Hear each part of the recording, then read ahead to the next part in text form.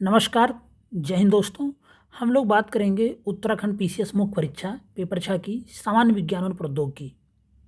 आज का जो टॉपिक होगा वह होगा यांत्रिक तरंगे, मैकेनिकल वेव्स। इनके बारे में हम लोग अध्ययन करेंगे।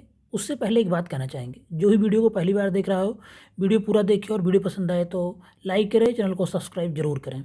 सीधे बात करेंगे हम लोग यांत्रिक तरंगों के बारे में। तो वह तरंगें जिनके गमन के लिए एक भौतिक माध्यम की आवश्यकता होती है उन्हें यांत्रिक तरंगे कहते हैं, मैकेनिकल वेव्स। बहुत सिंपल परिभाषा है, 2 नंबर में आ सकती है परिभाषा लिखने की, और यहाँ से प्रश्न आए हुए भी हैं। वह तरंगे जिनके गमन के लिए एक भौतिक माध्यम की बस आवश्यकता होती है, यही महत्वपूर्ण शब्द है, भौतिक माध्यम। एक माध्यम की आवश्यकता होती है, उन्हें यांत्रिक तरंगे कहते हैं। यांत्रिक तरंगे जिस माध्यम से गति करती हैं वहाँ ऊर्जा तथा संवेग का संचरण करती हैं। यांत्रिक तरंगे जिस माध्यम में गति करती हैं वहाँ ऊर्जा तथा संवेग का संचरण करती हैं, परंतु माध्यम की स्थिति यथावत बनी रहती है। यांत्रिक तरंगें जिस माध्यम में गति करती हैं वहाँ क्या करती हैं, ऊर्जा तथा संवेग का संचरण करती हैं, परंतु माध्यम की स्थिति में कोई परिवर्तन नहीं होता, माध्यम की स्थिति यथावत बनी रहती है। ध्वनि तरंगें ध्वनि जो तरंगें होती हैं वह एक यांत्रिक तरंगें हैं, क्योंकि ध्वनि को चलने के लिए एक माध्यम की आवश्यकता होती है, आप सब जानते हैं। इसलिए यह क्या हुई, एक यांत्रिक तरंग हुई। डिफिनीशन आपको यहीं से याद हो जाएगी। यांत्रिक तरंगें मुख्यतः 2 प्रकार की होती हैं, अनुप्रस्थ और अनुदैर्घ्य। बात करेंगे हम लोग अनुप्रस्थ तरंग की, ट्रांसवर्स वेव्स। वह तरंगें जिनमें माध्यम के कण तरंग संचरण की दिशा के लंबवत कंपन करते हैं। वह तरंगें जिनमें माध्यम के कण तरंग संचरण की दिशा के लंबवत कंपन करते हैं अनुप्रस्थ तरंगें कहलाती हैं।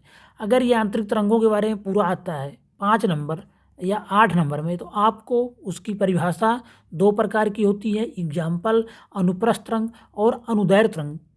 तीनों के बारे में लिख देना है, तभी आप 5 या 8 नंबर प्रश्न आपका कंप्लीट होगा, क्योंकि 50 वर्ड या 125 वर्ड में लिखने जाएगा तो यह सब पूरा लिखना पड़ेगा।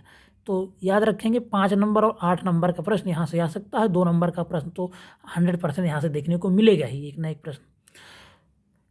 तो वह तरंगें जिनमें माध्यम के कण तरंग संचरण की दिशा के लंबवत कंपन करते हैं अनुप्रस्थ तरंगें कहलाती हैं। उदाहरण देख लेते हैं, विद्युत चुंबकीय तरंगें जैसे प्रकाश, ऊष्मा आदि।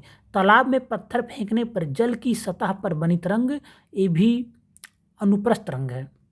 अनुप्रस्थ तरंगों में ऊपर की ओर अधिकतम विस्थापन को श्रृंग तथा नीचे की ओर अधिकतम विस्थापन को गर्त कहा जाता है।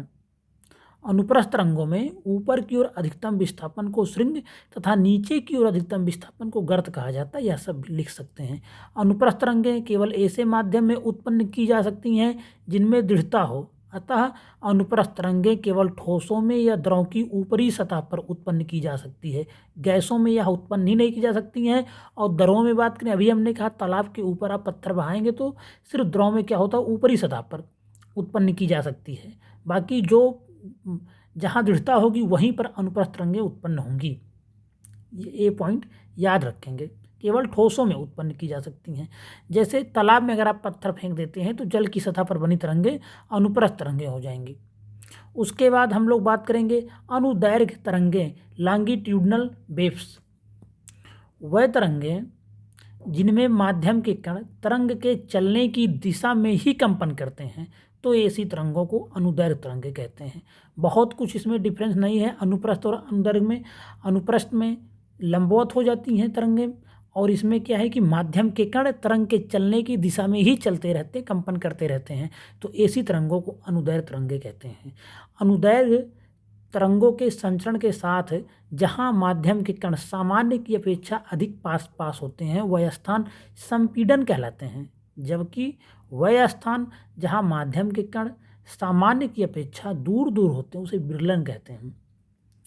अनुदैर्घ्य तरंगें सभी प्रकार के माध्यमों, ठोस, द्रव तथा गैस में उत्पन्न की जा सकती हैं। यह तो अगर अंतर आता तो आप इसको ध्यान से देख लेंगे। अनुप्रस्थ क्या होता है, सिर्फ ठोसों में या द्रव की ऊपरी सतह पर, लेकिन अनुदैर्घ्य जो होती है वह सभी प्रकार के माध्यम में, ठोस, द्रव तथा गैस में उत्पन्न की जा सकती है। संपीड़न आप देख सकते हैं, और ये हो गया विरलन, ये फिगर भी आप बना सकते हैं। अगर एग्जाम्पल की बात करें हम लोग तो ध्वनि तरंगें वायु में उत्पन्न तरंगें, भूकंप तरंगें, स्प्रिंग की तरंगें, यह सब क्या है? अनुदैर्घ्य तरंगें हैं। तो इस तरह से आपने आज की वीडियो में क्या देखा? अनुदैर्घ्य तरंग, उसके बाद आपने देखा अनुप्रस्थ तरंगें, और यांत्रिक तरंगों के बारे में आपने देखा। 2 प्रकार की होती हैं, अनुप्रस्थ और अनुदैर्घ्य। यांत्रिक तरंगों की डिफिनीशन देखा। तो यहाँ से जो प्रश्न बन सकता, 2 नंबर, 5 नंबर और 8 नंबर के प्रश्न बन सकते हैं। महत्वपूर्ण टॉपिक है, सिलेबस के हिसाब से है। और आपको बता दूं, पूरी बुक में कहीं भी आप देख लीजिए, जिसकी जो दृष्टि की, एनसीईआरटी, कोई भी बुक उठा के देख लीजिए, आपको एक बुक में नहीं मिलेगा, आपको बहुत बुकें पलटनी पड़ेंगी या गूगल या यूट्यूब से देखना पड़ेगा। तो आप यहाँ फॉलो कर सकते हैं। पीडीएफ के लिए टेलीग्राम चैनल है, वहाँ पे आपको डिस्क्रिप्शन में मिल जाएगा लिंक इसके, वहाँ से आपको पीडीएफ मिल जाएगा और पूरा सिलेबस आपको टॉपिक वाइज जो भी महत्वपूर्ण पॉइंट हैं सब करा दिए जा रहे हैं। अंत में इतना कहना चाहेंगे, वीडियो पसंद आए तो वीडियो को लाइक करें और चैनल को सब्सक्राइब करना ना भूलें। धन्यवाद।